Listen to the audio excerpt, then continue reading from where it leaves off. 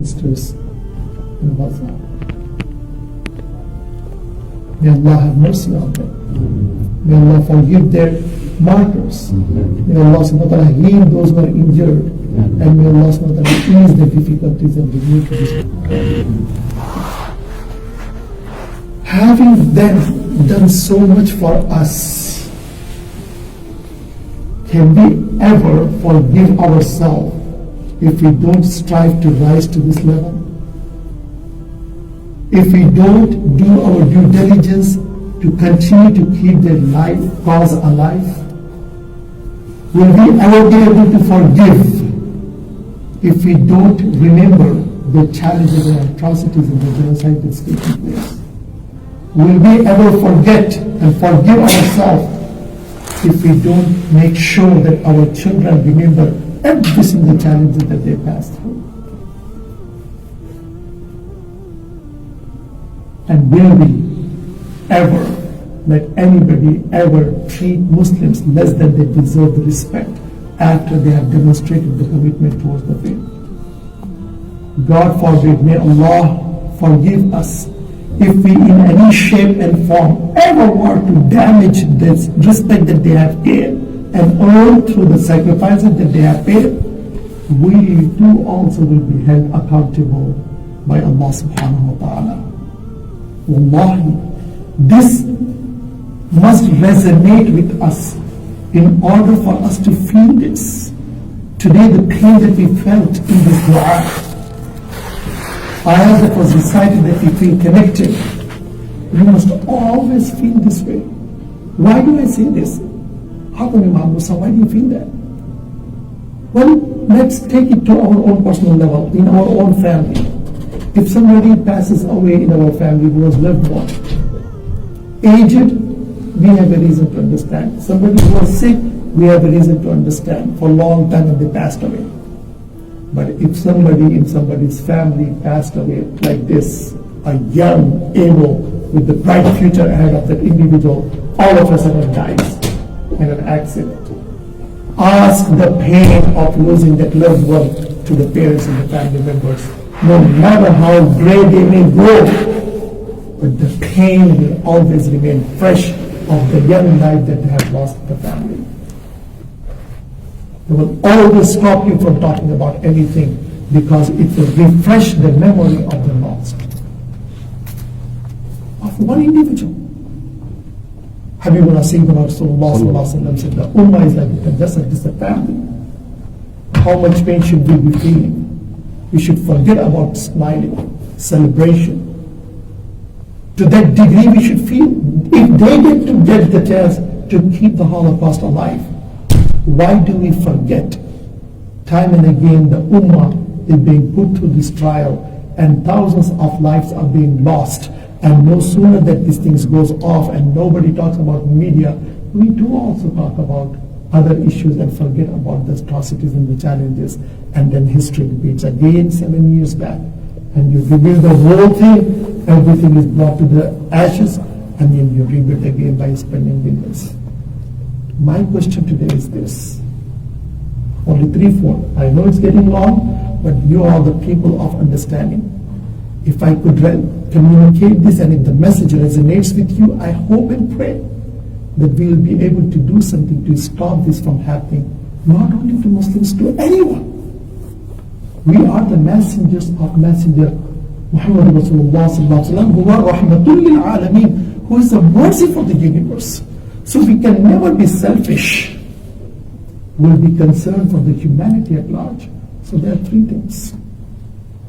One, nation who forgets the challenges and atrocities, chances are that they will face this again and again and again. Look into the history of the Muslims in the recent 100 years. How many times this has happened?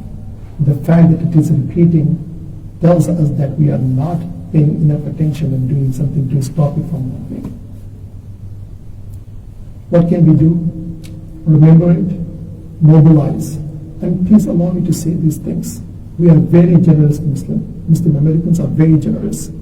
We have paid to relief organizations over billions of dollars with a B in recent years. And this cycle is going.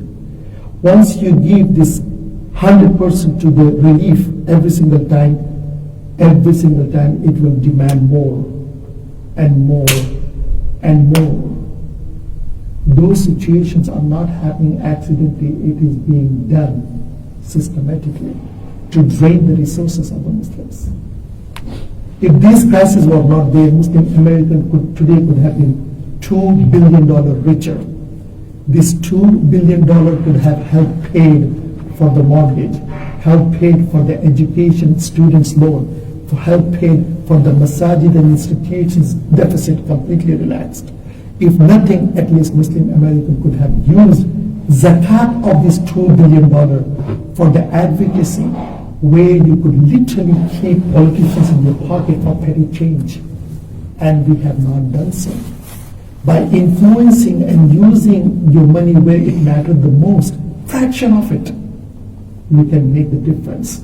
If you paid 100% today, you take away the zakat of it 20%. Next year, around from this Ramadan to next Ramadan, spend 20% of whatever you give towards advocacy, civic engagement, bringing awareness, holding those who represent you to their feet to the fire, and holding them accountable and demanding your rights as United States citizens, forcing them to speak and vote in the area that interests and matters to you the most, will definitely reduce the need for you to spend in the relief when you increase 20%. Following year, increase 40% towards the advocacy, we will reduce this 60%. Why? Because those atrocities will not happen across the globe, and you need not to shell out your money. By spending these things, we will make our position in our society. This is only one way we are talking about. Second, education. Wallahi, I really don't want to take more time. I don't know, Shafi. Yeah, take your time. If anybody have to leave, please leave. I don't want to hold you back. Even if I have one person, I will talk the same way that I'm talking, because it is important. That's what I believe. Second, I'm part of Global Association of Islamic School, heavily passionate about educating our children. It has been said, if you take only 15 years of a child's life, you can transform the generation and put them on a different track. Either you send them up or they go down. What is that 15 years? From the age 15 to 20. It is that time that you educate your children. That curriculum, if you really design to instill, to create the future leaders, you will end up developing it. How much have we put into it? What efforts have we put into creating future leaders? Where are the visionaries of this ummah? Where Habibuna Sayyidina Rasulullah was the visionary of all time. What money have we invested in this regard? What thought process have we given in this regard? It's about time that we allocate our resources in that area to educate. What they are doing today did not happen. They did not think of it overnight and established and achieved. 50 years, 60 years, 70 years, 100 years. If we too also want to have some changes, we have got to start and expect the results 50 years after. We may not be able to see that change, but we must produce someone who will be able to bring about that positive change. The mentor of Salahuddin Ayyubi did not live to see what Salahuddin Ayyubi achieved. 12 years after he passed away, Salahuddin Ayyubi liberated Al-Quds. Somebody had the vision, work diligently towards that, and we can create. We can make that happen, but take over this education system. Now, mind you, education system in the Muslim world has been hijacked.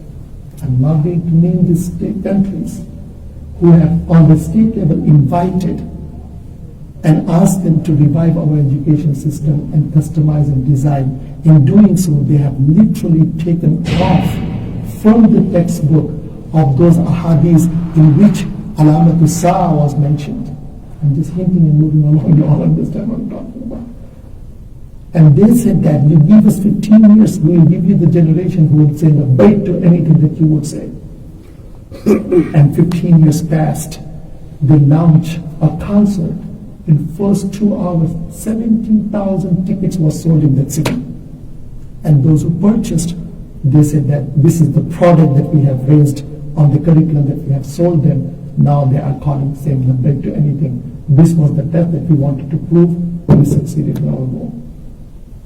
And this generation need not for you to work on them because they will be begging you because they are addicted to these things.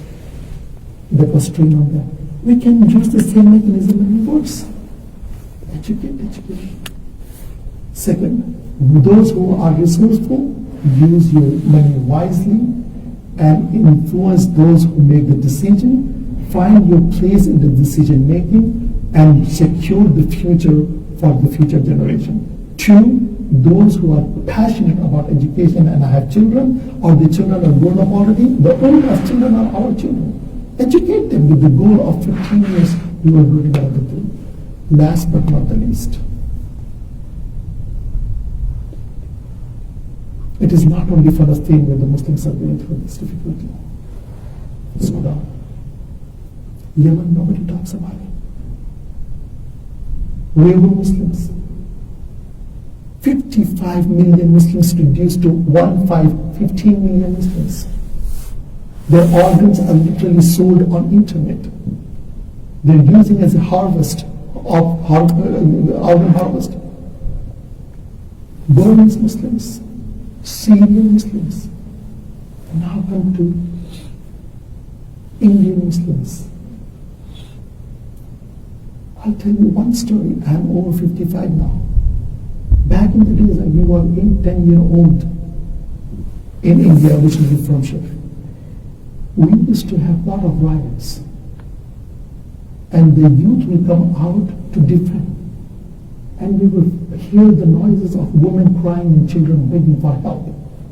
Youth will come out to support them, and there was nobody doing any riots. Rather, it was a bite. They would play a tape of a voice of a woman crying and the children begging for help. When the youth comes out, they target them and get rid of it. I'm talking about almost 35 years ago this used to happen. Today, Sheikhi, in Palestine, the drone is playing similar. People come out, drone targets every moving object in the sky. What am I trying to say here? Connecting the dots. Who's feeding who? Who's supporting who? Who's literally transmitting these ideas? Why Ummah is so oblivious about these things and not paying attention to? Why are we not understanding who are our friends and foes? How long are we going to remain divided? It's about time for us to unite while everybody else other than Muslims are united against Islam and Muslims. When will the time come when Muslims will unite? Not to destroy or to cause any mischief, but to understand and have the humanity for Allah's sake. This is what we need to understand. Who is working together with us? So may Allah subhanahu wa ta'ala protect us and help us understand. Today, because of our works, we all understand the pain and suffering, and we are all rallying after. But we just imagine 240 million Muslims resides in India today, the country with a population over 1 billion. Syria, 36 million only. They were able to keep outside government out, saying that's an internal issue, you don't have to come here, until they have 2 or 3 million, up to 4 million Muslims already displaced and killed and whatnot. How many more Muslims have to die before India can allow any outside people to intervene? And they will continue to hold people back, saying that's an internal affair with the country of population of 1 billion. Even 15 to 18 million Muslims can easily be dead before any outside world can interfere. India can always justify saying that stay out, it's an internal situation. And the media can be blocked and nobody will be able to ever know what is happening over there. It is already happening right now. This election is about to come. They say it will be the last election that India would have because they will strip the rights of citizenship of the Muslims. Same thing happened to our brothers and sisters. The passports are taken, not allowed to call. They cannot have the name. Not even in Palestine is not there. Every single thing is gradually being stripped. You see this connection Haifa has been taken and taken over by others and being promoted. Connect the dots. All I'm trying to say that we are all members of understanding. We just need to do what we can. Last, we Muslim Americans are, mashallah, tabarakallah, are the most law-abiding citizens of this nation. Very qualified and sustaining our own stability financially. We very seldom have to have that hand extended to the government's aid. Rather, we contribute so much equally like everybody else, and we take very little return in return from the government. While rest of the society live on our taxes, we pay gladly, we are law-abiding and proud citizens. And I want us to feel that way. That's who we are contributing. Equally, as I travel across the globe, Muslim Americans enjoy the great respect across the globe. They have great expectations, people outside, from Muslim Americans, because when they speak, they become the voices of the voiceless. Their voices converted into vote have effect on the policy that is being made that will directly impact overseas. So Muslim Americans, when they understand and realize their position and exercise their rights within the boundaries that have been given to them without losing it, because if you don't do anything, you will lose your rights to vote and to voice, because there are a lot of laws being passed in different places where you and I will be restricted even to talk about today as we are talking about, even to make dua that we made. It's coming. But before that happens, we're going to have to literally get up and do something. We American immigrant Muslims who came from overseas, may Allah subhanahu wa ta'ala reward us all. We have done a fabulous job in this 20, 30, 40 years of life. We have established, as compared to many other immigrants who came to America, we are one of the fastest established and highly educated and secure community in America. While our children are growing up not realizing, we realize this and understand because we have the experience from back home. So this last job, as we have built masajid, institutions, daycares and whatnot, let's also do this one last thing. That is, get involved in the advocacy. Use your resources. Don't treat them to your grave.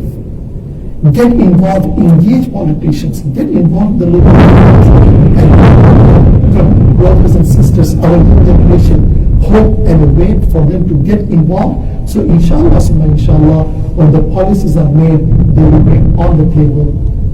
If you're not on the table, you'll be at the table. Right? It's very important. So inshallah, you're all enough understanding. All I want to say is that while the right and the opportunity is still there, seize it. Building one masjid, mashallah, you all are fabulous, beautiful community. Brother tells me a lot about this. Sheikh, I know him, mashallah, from Amja and others. We talk, listen. I went to the masjid in the last 10 days of the month of Ramadan. They built a really nice big masjid. But it took 40 years for them to do this. Just to build one masjid, $7 million is the cost. 40. While people who go to this masjid, I know personally, there are millions. The thought process is not there. The sense of urgency is not there. Building masjid is not your goal. This is just a beginning.